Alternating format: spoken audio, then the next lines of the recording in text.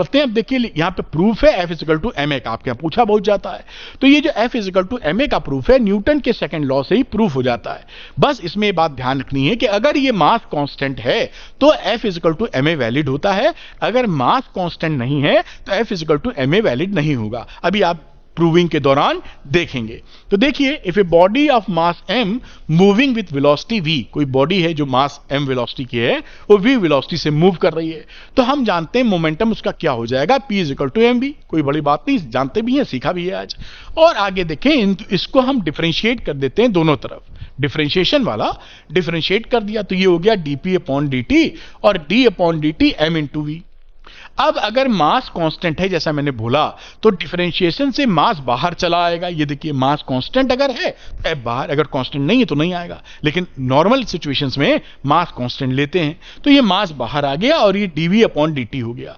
अब आप जानते हैं कि dv अपॉन dt क्या होता है, एक्सीलरेशन के बराबर। तो ये m इंटू ए के, यानी dp अपॉन dt किसके बराबर हो गया, m इंटू ए के। तो dp upon dt is equal to m into a, equation number 1 कह दी। अब न्यूटन साहब बता गए थे सेकंड लॉ से कि भैया न्यूटन सेकंड लॉ के अनुसार f is proportional to dp by dt होता है, हम ये जानते हैं।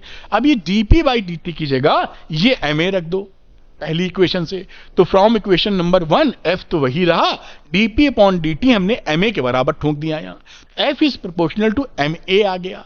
अब यहां पे एक प्रोपोर्शनलिटी कांस्टेंट इंट्रोड्यूस कर दो, f is equal to kma। बढ़िया।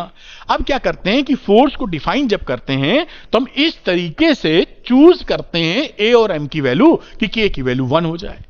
तो यही बात लिखी, the units of m, a and f are so chosen that the proportionality constant becomes k is equal to 1।